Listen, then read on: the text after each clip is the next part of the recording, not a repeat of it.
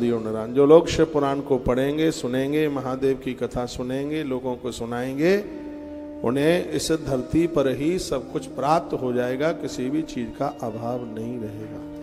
जो शिव का महात्म्य सुनेंगे, शनि उनको कभी बाधा नहीं पहुंचाएगा, शनि उन्हें कभी पीड़ा, राहु केतु ये तो सब बाबा के भगत हैं, राहु केतु शनि ये सब शांत हो जाएंगे। और याद रखना, ये ग्रह उन्हें ज्यादा परेशान करते हैं जो अपने धर्म कर्म से विपरीत हो जाते हैं। जो भगवान के भक्त बनकर के जीते हैं, ग्रह तो उनका संग देते हैं, उनका साथ देते हैं, उनके लिए कभी बुरा नहीं करेंगे। भगवान शंकर की कथा सुनने से शनि इसलिए शांत हो जाता है क्योंकि शंकर ही महात्मा पिप्पलाद आकर के बने।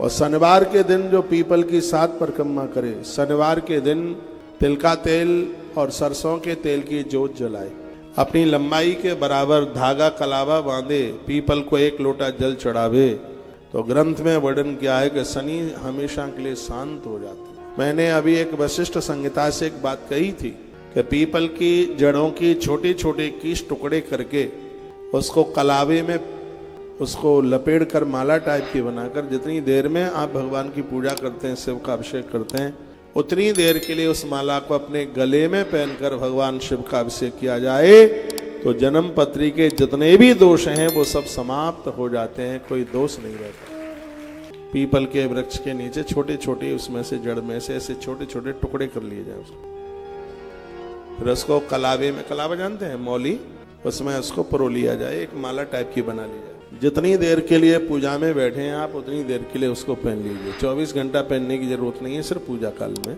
और उसको पहनकर भगवान शिव का अभिषेक किया जाए, एक भी दोष जन्मपत्री में नहीं रहेगा, सब प्रतिकूलता अनुकूलता में बदल जाएगी। यह भगवान महादेव का बड़ा प्रभाव है। शंकर धरती के वो देवता है, इनके दरबार में तो गोदाम खुला हुआ है, चाहे कोई भी लेते चले जाइए।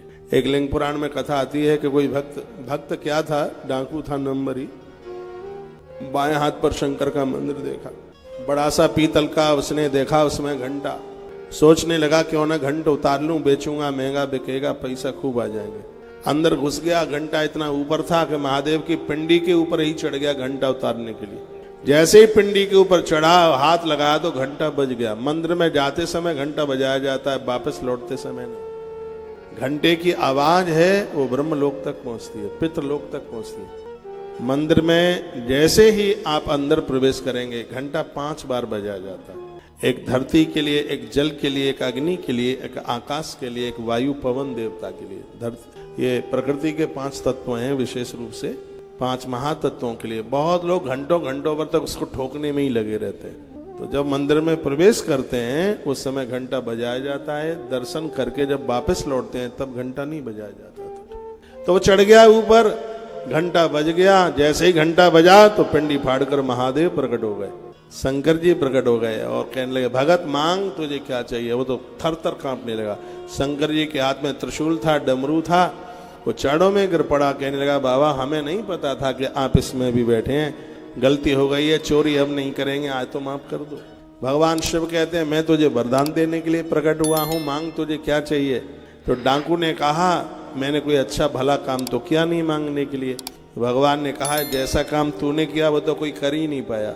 लोग सुबह आते हैं, कोई लोटा भर के पानी चढ़ा देता है, कोई पौआ भर दूध चढ़ा देता है, ऐसा भगत पहली बार आया जिसने अपने आप को ही मेरे ऊपर चढ़ा दिया। वाह भोले बाबा। तो इसका अर्थ ये नहीं है कि कल पिंडी पर आप भी चढ़ जाएं, इसका अर्थ आप ही लगा लें। अनविज्ञ था, वह विवेक ही था। या तो एकदम बिल्कुल जो अनविज्ञ है, जिसको कुछ नहीं आता, उसे भगवान बड़े जल्दी मिलता है, बहुत जल्दी। लेकिन जिसको विद्वता का, कर्मकांड का घमंड अभिमान है, वो तो जिंदगी भर लगा रहे, उसे कुछ नहीं मिलता था। अनविज्ञ था, उसको पता ही नहीं था कि ये शंकर की पिंडी है, इसमें महादेव का रूप है, उसे नहीं पता। तो भगवान प्रकट हो गए। तो ऐसे भगवान महादेव शिव, इनका स्मरण करने मात्र से शनि की दशा बदल जाती, क्योंकि शंकर ही पिप्पलाद बने। और जो पीपल वृक्ष के नीचे पहुंचकर पिप्पलाद का धोखे से भी स्मरण कर लेता है तो शनि उसके सहयोगी हो जाते हैं।